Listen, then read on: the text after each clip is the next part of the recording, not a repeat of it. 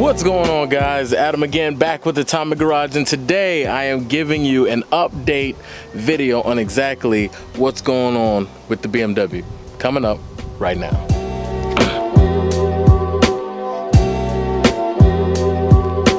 So as you guys can see, I have already started the exhaust manifold on the car, this turbo manifold, and actually it's coming pretty good. It actually took me a while to learn how to coat pipe, but I went over to my buddy Tim's house and both of us together put some brain power together and also some YouTube videos, ironically, and we figured out how to do it. So as you guys know, we are using this 1 7/8" outer diameter tailpipe tube that I got from O'Reilly's, I believe, and we cut it, we coped it, we kind of cleaned it up just ever so much right around here so we can get some nice tack welds. Now, as you can see inside of here, that I left the original pieces that was down in there. That's not really going to make a big difference. The exhaust is coming out. It's not really going to get trapped down in between there. So I'm not really worried about that. And also the fact that this is the first rendition or the first actual test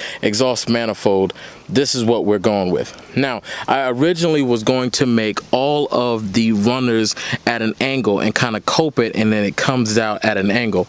But I chose this exact method here that's going to be a whole lot easier to produce and, who knows, maybe replicate in the future. So this is what I have so far, and this is what's going to go on next, the next stages to this exhaust manifold.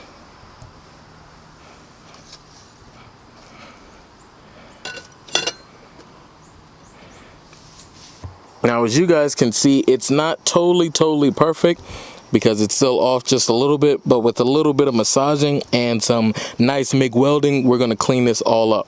So the next step for me right now would be to, one, mark where each center location is for my exhaust ports, these runners here. And what I'm going to do is get a hole saw and punch an 1.5 inch hole in between. So one here, one, a total of 4, and then we're going to set them on top.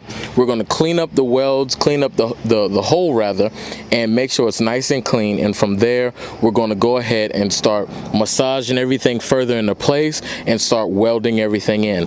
And for the most part, this exhaust manifold would be almost, I say almost completed. So as you see, this is exactly how it would be. So once I get the 4 holes, then I would chop each side here and completely close it up, because as you see, this is see-through. And once I weld that up, I would have the main piece. But before I can weld this whole thing up, what I'm going to do is punch another hole here, and I want the port to go in between the second and third runner. So that's going to be right here in the middle. I'm going to drill out another hole here, and I'm going to put a 2-inch pipe so I can run the T3 turbo outlet, and that's what is going to set a few inches above this, and I will let the turbo stick up just a little bit further. So this is going to be a 2-part design. This is the first part, which is the exhaust manifold. Then the second part would be the extension that comes from here and mates directly to the turbo, which is going to give it its additional length for 2 reasons. One, so my external wastegate that I've ordered but I'm still waiting on it, so that can have a place to go. And 2, obviously, for the turbo to actually stick out of the hood. So now that you guys actually see the basis of my idea, what I'm going to do is I'm going to slide this back on the car, and then I'm going to slide this piece on there as well, and we're going to take a look at it, and I'm going to show you just a little bit more visualization of what I've got going on with this exhaust.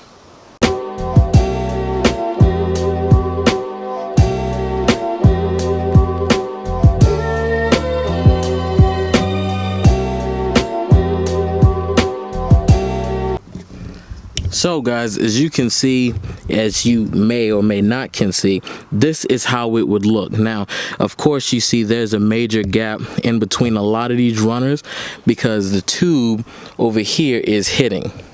It's hitting against the AC line. Now, I'm not getting rid of the AC line because South Carolina weather, South Carolina heat is atrocious, and I want to drive this car at any time, you know, besides the turbo sticking out the top. I want to drive this car whenever I feel like it. So what we've got is this right here. Once I shorten that pipe down, it will sit flush up against there, and from there I can use this T3 outlet right here, and this is how it would go. It's gonna sit right above here, just ever so much. So let me see if I can set it there.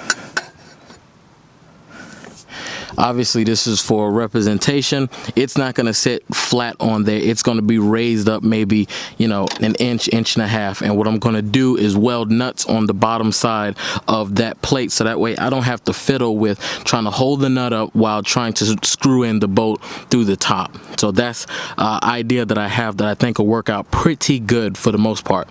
So from there, then there will be the extension that's gonna come up at an angle. It's gonna come straight up here with another one of those flanges, and that will be my mounting plate for two things, for the turbo obviously, and for the external wastegate. And I'm going to actually drop a picture of the external wastegate right here. Now the external wastegate that I went with is actually a eBay model, but is a replica of a Turbo Smart blow-off valve. And between all the research that I have done, they are amazing, but I don't see any reviews on the eBay replica. So one thing that I will be doing on this channel is making sure I do an unboxing and a review when that part coming as well, just to let anybody else who decides to run it, if it works, how it works, and things like that. So yeah guys, that's it. Now one question that I did have, and I'm still doing research on it, which is where will I need to be putting my O2 sensors and also my wideband sensor. Now since it's going to be dumped out of the top, out through the hood on the back of the turbo on the turbine side, that's going to be going out. I assumed that I would have to run both my O2 sensor and also my wideband sensor straight off of there. But for aesthetics, it doesn't actually look all that great. So my idea was to go ahead and run my O2 sensor, maybe make a bung at the very bottom of this turbo exhaust manifold and plug in one of my O2 sensors. The problem is I don't know if that is far enough away from the actual valves. I know in most instances you need about 24 inches with enough tube after it as well to prolong the life of an O2 sensor. I don't want the extreme heat directly out of the engine, getting hit directly from the ports of the exhaust, off the exhaust side. I don't want it to be killing O2 sensors very fast, and I also want correct readings as well. Because right now I'm going to see, cross my fingers, if I can actually run this turbo setup off of the ECU that's in the car while I save money for an actual standalone ECU.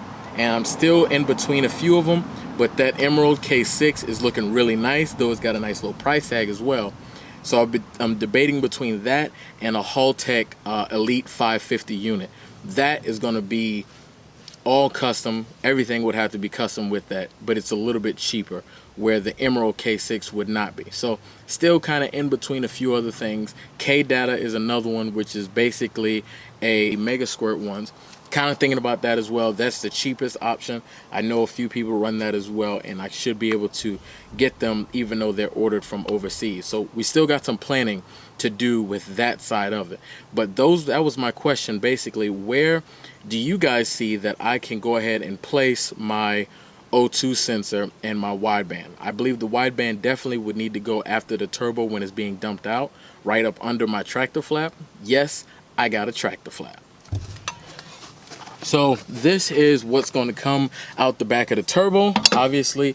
And yes, the tractor flap. Like, honestly, tractor flap adds so many cool points to just about everything.